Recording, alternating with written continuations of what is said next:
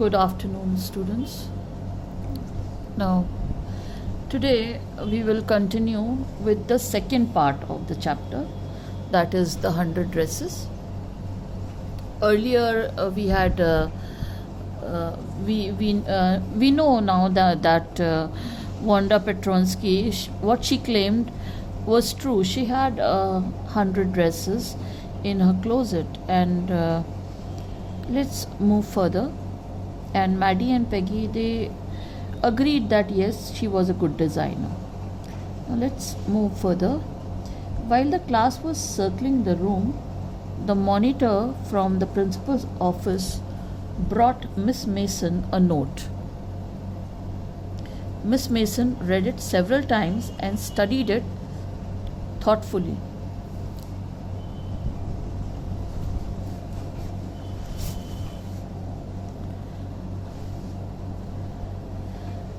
Now, it so happened that the monitor from the principal's office brought a note for Miss Mason, and that note, it had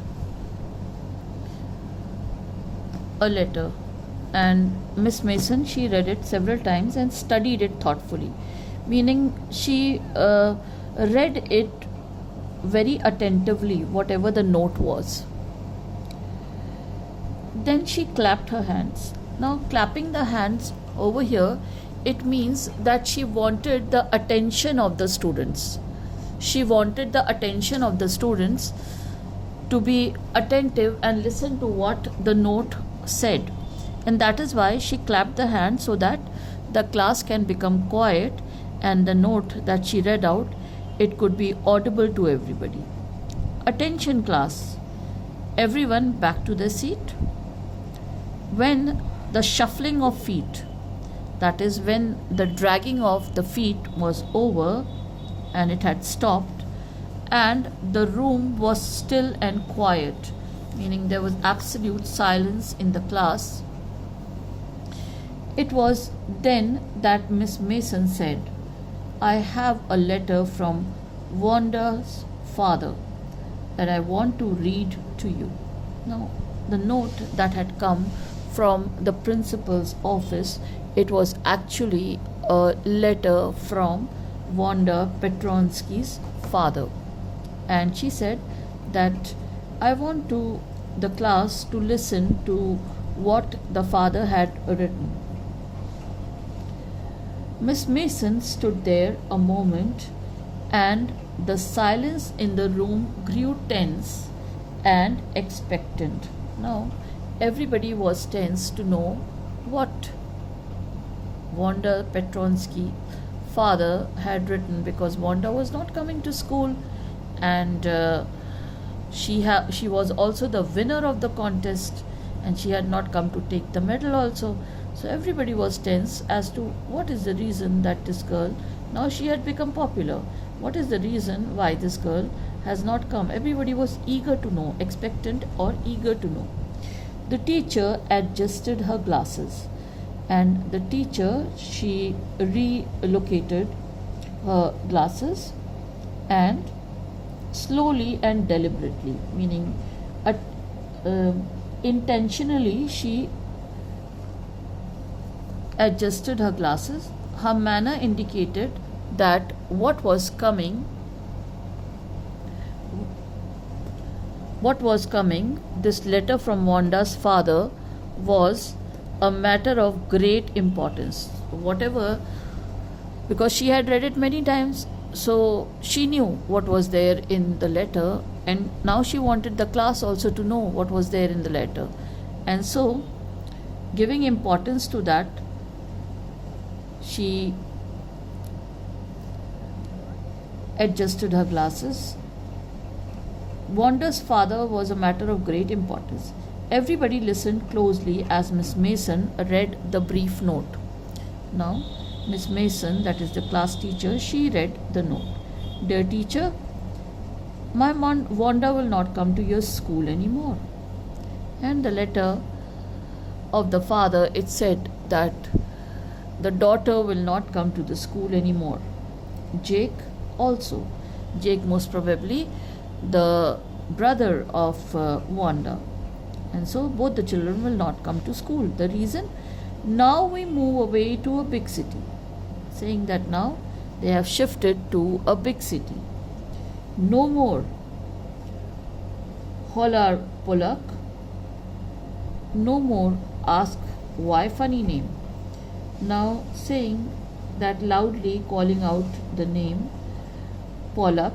No more ask why funny name, and no more the question comes up that why this name is funny. Plenty of funny names in the big city. That there are more people in that city who have the names similar to us. Yours truly, Jan Petronsky.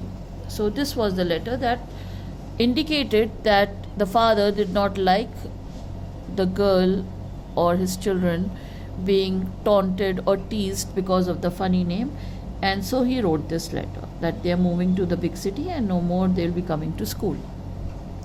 A deep silence met the reading of this letter. Now obviously people were surprised, people were silent because of the behavior.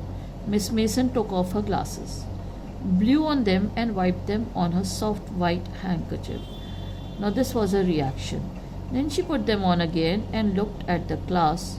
When she spoke, her voice was very low, because this was not expected from students, that they would make fun of a surname, of a name that is different. And then she spoke in a low voice. I am sure that none of the boys and girls in room 13 would purposely and deliberately hurt anyone's feelings. Meaning nobody in the class, in the classroom, none of the students, whether they are girls or they are boys, they would not intentionally hurt anybody's feeling, because his or her name happened to be a long, unfamiliar one. Now Petronsky was a long and a very unfamiliar name, so she said because of this, intentionally nobody would make fun of it. I prefer to think that what was said in thoughtlessness, meaning in an unmindful way.